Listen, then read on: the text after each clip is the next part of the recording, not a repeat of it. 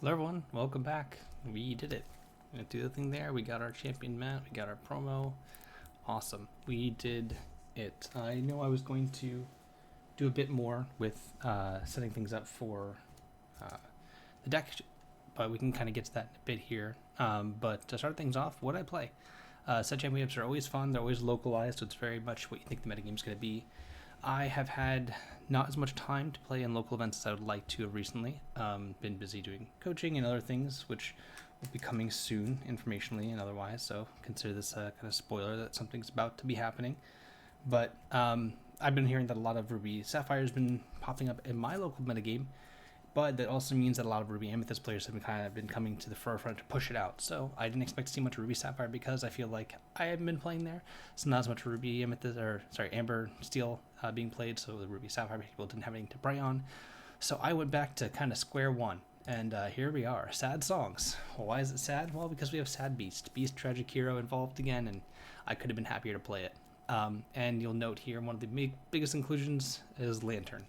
I love Lantern. I feel like Lantern's a very strong card when the metagame is right for it. And I wanted to try it. I wanted to have fun at this event. I wanted to do something different. I still think Diggy Diggy Hole is fantastic. I think that there's nothing wrong with playing it.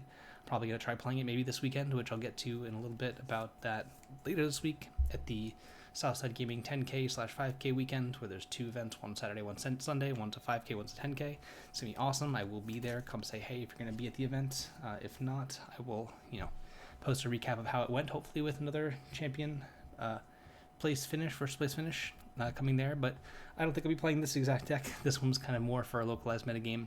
But what did we do? We went back to our roots, right? We went back to functionally a set 3 or set 4 deck, in all honesty. We have Robin Hood, Ursula, Ariel, Smee, Lilo, and Cinderella Shiftline, Whole New World, and Lantern, of course, and the other songs kind of rounding out the curve. Storm, Strength, Zeus. World's Greatest Criminal Minds has been given new life in the format. I think it's one of the better cards to play right now if you're playing a Steel Song traditional variant, just because it hits Sisus, it hits Maui Sharks, and it hits Tomatos as always. But taking out Maui Shark, which is now being a 4 of, we see in Din King Fam's winning list, kind of entirely reliant on Maui and to another extent their McDuck banner to win the game. This deck does a great job at kind of helping manage those kinds of cards. I think this deck's actually pretty okay into that version of Ruby Sapphire. So if you're looking to, if that's what your localized meta is, more people just copying that exact list. I don't actually think that songs are that bad.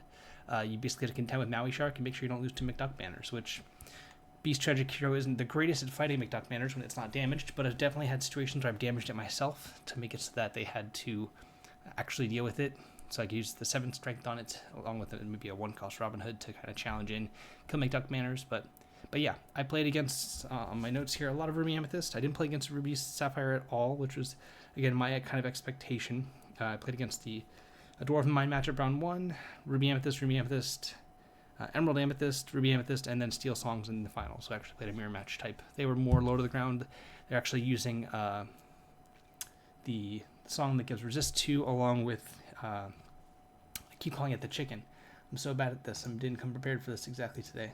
What's the chicken's name? Alanadale, and I'm Still Here. Nice little combo to protect your Alanadale from opposing removal in steel, and really heavy lower quester against a lot of the Ruby Sapphire decks. So it's pretty good there. Some way to get some reach in the late game, be our guest, things like that. A lot of ways to kind of grind and different alternate route to the Naveen Whole New World kind of line there, much lower to the ground. But another avenue to take. But what made this deck good? So with not as much Ruby Sapphire running around, this deck has a lot of really good threats in a sense that Beast Tragic Hero is really hard for a lot of decks to kill, interact with, and most of the times the Amethyst decks have been shaving on shaving on Medusa, playing more Lady Tremaines, so it's even more safe there. Yes, they can still, of course, Elsa it, but even then, some of the lists have been shaving on Elsa's, going more for Maui's and Tremaine. So we saw that Edmund Shrew was running in the North American Continental. So this is what I took, kind of with a lot of information in line for it, and I was pretty happy with it. I really wanted to play something that I was going to have fun with, and I knew I was going to have fun with this, and it turned out pretty well. Much of the additions to the deck have been things that we've been talking about for quite a while. Lilo over Piglet makes your Smee is a bit more vulnerable. That definitely has come up. You really only have Rapunzel to keep Smee going, but Smee is good enough of a tool most of the time to quest twice and then trade off, or quest twice and then hold when it's going to be, trade off for the last point to either trade at that point or just quest for a third time. And 6th lore out of 1 card is kind of insane, so not too big of a issue there. Storm and Strength, kind of amazing tools as always. Whole New World, you really need to know how to use it in this deck. Whole New World's one of the most complicated cards to use, but it's also one of the more forgiving cards in the deck. You can definitely draw a line between games where you actually draw and play a Whole New World versus ones where you don't, in an opportune fashion where you can sing it. Usually games where you sing it, you never really lose. In all honesty, it's one of the easiest games where you just actually get to play Whole New World on turn 4 or 5. It's usually easy mode, I like to call it, for the deck. One of the things to note from the deck list, which I did like most all of it, is I really was missing the 4th copy of Pete. I only played 3 because I figured I wouldn't need as much. I wanted some flex slots. I really wouldn't know what I want to cut. It probably would be one of the Beast Tragic Heroes. They were good, but I think 4 Pete was really necessary. I thought I could get away with playing 3, but it definitely came back to bite me not having it in some matchups there. Usually, again, the person who Pete's last in the Amber Steel matchup is usually more favored, and also against Ruby Amethyst is way better there than against Ruby Sapphire because Sisu. But yeah, with more people being on the action versions of Ruby Sapphire, Pete was kind of an all-star and would have been great a lot of times. I was looking at my notes here now, only on the play 1 time the entire event, 1 match. I was around 4 against Green-Purple, so it was much easier of a time than I had otherwise. But I lost 1 match in the Swiss to Ruby Amethyst, which I avenged in the top 4, and then on the finals, Amber Steel was on the draw each time. Aside from that, I think it was 4 rounds, then cut. It was, I think, a 16-person event exactly, so it wasn't too big. But yeah, managing a lot of your hands with this deck is pretty important. Again, very reminiscent to the list played before Vegas. I mean, in all honesty, the only difference between this list and a deck I could see being played at Las Vegas, that DLC was Lilo, it was Piglets. That change really is one of the only changes. Still some Naveen's, I think, and no Sad Beasts, but I think they had essentially from Vegas, I think the 3 Lilos were 2 Piglets and a 3rd Naveen, and the Beasts were 2 Tinkerbells and a Grab Your Swords. And that was probably it. So it's really not that big of a difference across the board, and kind of funny to think that so little changes with the deck sometimes. But that's kind of how it goes. Really, this deck didn't get too much, and it really shows. Still a very strong deck going forward, and something I definitely want to make sure you be ready for any kind of set championships you may still have. But yes, I want to go through here just briefly some things I've talked about before with the mulligans with this deck. Some of the priority cards are going to be Robin Hood 1 and 5, Cinderella 1, Ariel, and Lantern. Those are probably the best cards that are my primary focus to be playing with. Smee is the other one that kind of falls into the category of something to do, so does Ursula. They're fine to keep. Any 2-drop in the deck, really, any of the 10 2-drops, which is Ursula, Smee, or Lantern, and any of the 1-drops as well as Ariel and Robin Hood are kind of auto keeps in a lot of ways. If you're missing a 1, you want to dig a little bit deeper, but I usually don't mulligan, a Lantern, an Ariel, or Robin Hood, even if I don't have a 1-drop. So if it's the 5-cost Robin Hood, Ariel, or Lantern, keep those. Robin Hood and Cinderella, keep those as well. And Ursula and Smee are kind of interchangeable. In a lot of ways, you kind of wouldn't mind keeping cards just to be ink, because again, each card you take on the mulligan beyond what you might need to play out a card like Ariel or sing a Whole New World is just asking to draw more copies of cards that you can't play, like Whole New World. So if you have 2 in your hand, that's pretty poor. But I'm trying to get here. Sorry, I usually have this ready to go. Let's go through a bit here. I want to do some mulligans. Where did it go? All right, 1 second.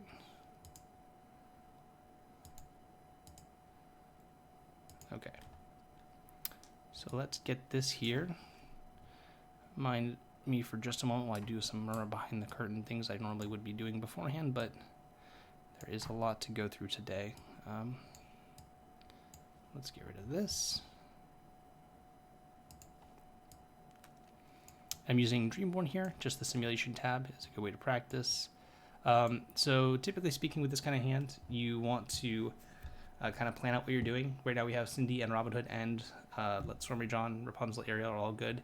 Maybe Beast Tragic Hero, which is fine, or fine to ink.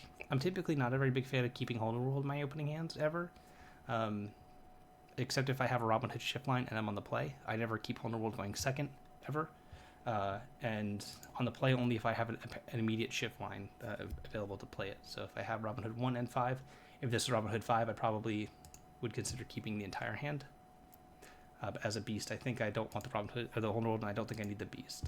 I don't keep Let the Storm Rage on unless I have Cinderella. That's another one of the things there. But having Robin Hood, Cindy, Ariel, all good cards. I have City, so I can keep Whole World, and Rapunzel's fine to either play or ink. I don't know yet. You could even keep the beast if you want to, being a little conservative here in mulliganing it, or a little bit risky mulliganing it. Conservative would be keeping it and turning the Whole World. I think it's actually fine to maybe do this, in all honesty, being a little bit conservative. Again, just making sure you hit your ink drops and go from there. So this hand turned out pretty well. Easy start for the first hand. Next up here, a little bit more complicated hand. There's a lot to go with it. There's the fact that we have Naveen, we have Beast, and Pete. Depending on if we're going first or second, we have a Storm here. I usually don't mind keeping a shift line. I always like having secondary backup Robin Hoods for not the purpose of playing both of them out, but because I want to ink one of them to play the other one more often than not. If I have an apparent turn 2 play, but most likely this hand I'll be keeping both of them to play them here. My only thought here with this hand is I have a turn 1 play, it depends on turn 2 play, and then turn 3 depending, and 5 if that comes to that. I'm probably just going to get rid of the Naveen. Storm isn't great to keep, but in this instance where I'm pretty much guaranteed to be able to sing it on turn 3, I think it's fine to hold on to. It also makes Rapunzel a lot better. I did say I don't keep it without Cinderella, but this is an exception here where we get to kind of play a bit more with our food. I'm keeping these cards primarily to be ink. Probably going to lead on inking Pete, in all honesty, and kind of see what we go from here. But our ink decisions will entirely matter based off of what this card becomes. Okay, yeah, I can certainly see it. Definitely like being able to ink these two. Play this on turn 1 or 2, and any inkable card becomes the third ink to then shift and then sing Storm on turn 3. So, decent hand here. All right. With this hand, again, I think easy enough. I don't have an apparent shift line, so I'm going to get rid of those two. These cards are all fine. I have 1, 2, and 3. I don't need 2 Rapunzels. I kind of want to take a little bit more time to find something that's better to ink than this. First Rapunzel's fine. It makes any Storm or I draw, or even in this instance Strength, able to be sung. If I go 1, 2, and 3, turn 4 sing Strength on itself. Rapunzel, it draw 3 cards depending on where we go. But very flexible opening hands. You want to keep kind of the same thing going. Even going second, this hand doesn't really change in most matchups. And yeah, really depends on what we draw for the first couple cards. Probably inking World's Greatest, going Cindy, and then depending on what we draw, we might ink the Rapunzel or whatnot, depending on how our kind of game plays out. But you have to remain flexible as you can and not keep any songs that kind of suck. So with this kind of hand here, I think it's pretty similar to the hand we had before with the Beast and the Storm. We want to keep Prince Naveen. Naveen's a fantastic card. I know I'm mulliganing a lot. I only really want to keep it in games where I have a song to play and a lantern. There's only 2 in this deck. I really would love to play 3, but I don't think I can afford to right now. But it's definitely a possibility that the Prince Naveen could be a 3 of, and it would look a little bit different in how we play the game out. I think it's more the fact that one of our songs is very situational in World's Greatest Criminal Mind, that our song count's going to appear lower in a lot of ways, so the Naveen's not going to seem as good. So we're going to be inking that card on turn 1 most likely. I don't mind keeping the rest of the cards here. Again, I don't mind keeping cards to be inked, so you go turn 1. This is a hand that actually looks really good with a Whole New World. You go turn 1, ink Pete, play Cindy. Turn 2, inks me, play 2 Robin Hoods. And then turn 3, shift, and then Robin Hood. One of the best ways that we find a Whole New World. But in that instance here, it looks like that's not what's going to happen. We might just lead on Cindy in case we draw Storm. Probably inking our Pete. Turn 2, kind of go from there, see what we hit. I'm not really a big fan of playing both Robin Hoods. I might ink one hood, play a second hood, and just not play the Smee even to ink on turn 3 to not show that I have the Robin Hood too much. It might just be that I don't have another 1-drop. So you'd go ink Pete, play Cindy. Let's just say we drew one came of Zeus. We would go ink Hood, play Hood. Keep the fact that we had a 2-drop that was better than Hood hidden. We don't want to ink out the Robin Hood to give that away. And then turn 3, you could probably ink a Hood, shift a Hood. Depending. It all depends, of course. But yes, more mulligan kind of guys with this. So this hand, okay. This hand is interesting. We have essentially on the play Hood, Hood shift line. We're keeping this primarily for ink. Our thought process would be if we want to keep the Storm. And I would lean towards, in this case, no, in all honesty, because I think we're going to run out of inkables really fast. Right now we have 1 inkable to ink towards our Ursula, and if this becomes another uninkable, we're in trouble, so I might just ink that, keeping this just to be ink. And it worked out. Ink Ursula, play Hood. Turn 2, ink Cindy, play Ursula. Turn 3, probably shift on the Hood, and then sing Whole New World, depending. I don't mind inking the Ariel then. We want to hold the Ariel to make sure that we know our Hood's going to be shiftable. So in a case where it gets killed by a Fire the Cannons or an Ursula or a Cinderella of theirs, then we have the ability to play Ariel instead of having the Robin Hood kind of clog up our hand. Yep, this hand here, similar start. We have, again, on the play, we have 2 hoods. I'd be looking to do something similar to this. Strength is a fine card to keep. If if you're being super conservative to ink in this situation. Because in a lot of cases we've got to ink Pete, play Hood, ink Strength, play Hood, then on turn 3 shift Whole New World. That might be what we want to do. If we get a little risky here and do this and hit some uninkable cards, then it might be a bit of a shame, but worked out. There's a lot of ways to play it much more conservatively. The deck is very powerful. I would not focus too much on trying to get some insane cards in the early game. I think a lot of what you're going to want to do in the early game is try to set up your turn 4, your turn 3 and turn 4 plays. Those are the key turns of this deck, and kind of shape how the entire game plays from there. Naveen is a fantastic card to play after a Whole New World. Knowing when to Whole New World is the hardest part of this deck. Knowing that I never really want a Whole New World on the draw on the early turns of the game is kind of key. Don't be afraid to Whole New World and you're giving your opponent 7 cards in a lot of cases. I think it's a little bit of a trap to not. Just make sure you have enough firepower in Singers to keep going. So this kind of hand here is pretty awkward. I think I want to get rid of most everything. I can keep a second Smee for ink potentially, but I think I just want to get rid of it in Mull 5. There's an argument to keep again this, and I think I always keep Robin Hood just for connecting our shift line. And if we hit it, we hit it. If not, it's good ink. So we have Robin Hood into, depending on what we are playing against, we might play Ursula or Lantern. Mirror matches, I like Ursula more than Lantern turn 2. Then on turn 3, we can go ink something, play Lantern Smee. Turn 4, play Robin Hood for 5, and then kind of go from there. So it's a bit of a sequencing thing. I think time has told me that I want to play Ursula over Lantern turn 2 in that kind of matchup. Just because the Singer is very important. You can always fit in Lantern anytime you have one more ink than you actually want to spend for the turn, since it gives you the rebate of 1 if you're playing a character anyway. So turn 2 Ursula, turn 3 Ariel, turn 4, if you find a 1-cost Hood, you can play Lantern, then shift Hood, things like that. So a lot of flexibility in how we want to play our hands and keep our hands. This hand would be something like this. I'm not afraid to keep Lilos to ink them. Lilo is very important in a lot of matchups there. Specifically, Ruby Amethyst is where Lilo is best against. It's best against any Ruby deck that doesn't have Be Prepared in it, really. If they're trying to, or if they don't have Sisu in it, sorry. If they're trying to just be prepared to you, Lilo's fantastic. But I like keeping Lantern, Hood, and Cinderella. In a lot of cases, actually, the Lantern, Pete, Cinderella is one of the best ways to win a mirror match if you have the big Cinderella in your hand. The reason being is you go turn 2 Lantern, not playing Cinderella on turn 1 or 2 if they have one. To then on turn 3, activate Lantern, play Cinderella for 0, turn 3, and Pete the same turn, so you have functionally 4 ink worth of characters to play on turn 3. Turn 4, shift Cinderella, and that really can get people.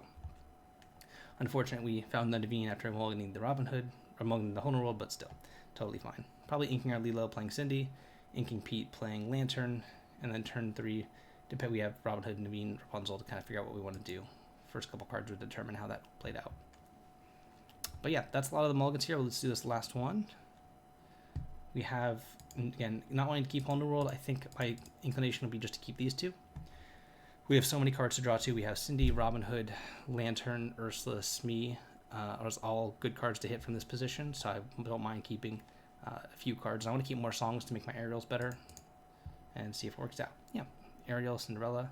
Probably inking a Smee, playing Ariel, depending on what turn 2 we want to play. Smee or Ursula would depend on the matchup. Playing Ariel turn 3, holding the Robin Hood if we need it. Typically in steel matchups there, more traditional steel mirror matches than Dwarven Mine, the Robin Hood's going to be better than the Beast, just because Robin Hood's got the extra points to survive along Game Zeus. Don't get too hooked in trying to play the Beast out. I usually want to play the Robin Hood over Beast just because that extra point of willpower is going to be a huge deal. Really is just game breaking how much that matters.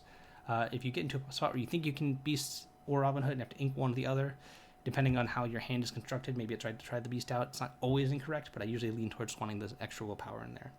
But yeah, that's a lot of this deck here. I want to kind of go back to the construction of it. There's a lot of things you can do. You can play Piglet over Lilo. It does have its upsides of protecting Smee. You can play Lawrence in the deck. Again, Beast is kind of a mainstay for this specific version.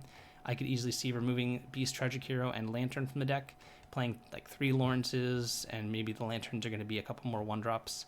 I wouldn't go too many more 1-drops. I think the deck has a good amount as is. As far as uninkable goes, it's already at 16 here, and that's with Lantern. I really don't want to go above 15 without Lantern. That's about my maximum without Lantern. Naveen, I think, is irreplaceable. I think I always will want, in versions with Along Came Zeus and Whole New World, at least 2. I would love to play 3 if I could. It's kind of hard to. If you don't want to play Lantern, I would cut the Lanterns and the Beasts. For this specific version, I would say a 4th Pete, another Naveen. That would put you to 14 uninkables, and then you have 4 slots to kind of do with what you will. They could be a couple copies of Lawrence. You could go up to add another 1-drop to the deck, even maybe the Mickey Mouse for the resist, a better challenger, and Queen of Hearts, or the Queen, so that you can kind of bluff having the Shift Queen. I like the Storm Song package, but you can certainly add I'm Still Here to make sure that you have some more songs to just play off the Naveen. Certainly love that. But yeah, there's a lot of flexibility in what you can do, and I'm really looking forward to seeing any kind of dual inked Amber Steel card that you can play in this deck. And I would recommend it if you have any set champs left. I don't know if there's anything left to go, and you know there's not going to be too much Ruby Sapphire, or if you know that they're playing Din King Fam's list, if you know they're on that specific version of the deck versus more traditional ones with Ice Blocks and Sisus, this is not a bad option. In all honesty, I don't think it's that bad. Really, just make sure you're not in too bad of a spot against McDuck Manor, and also make sure you're not going to get, super goofed down, which can be a little annoying if your Smee gets super goofed, but hey, it's definitely something you can play around, definitely something you can anticipate from them. And having seen the list now, it's also a little bit of a surprise factor. Make sure you world's greatest those Maui Sharks and Zeus those Sharks to get them out of here, and yeah, a lot of fun. I think this deck has a very high win percentage against most of the field except for traditional Ruby Sapphire, and if that deck didn't exist, I would always play this deck, just because I like it so much and I think it's very powerful. But that's been this deck there. Hope you guys like what's going on here. I would recommend it. Give it a try, give it a whirl, play it, if you can, before the next set. We have a little bit of a lull, I'd say, before the full whatever the next set's called. I'm not going to try because I'll butcher it. But thanks again for tuning in. See you guys next time.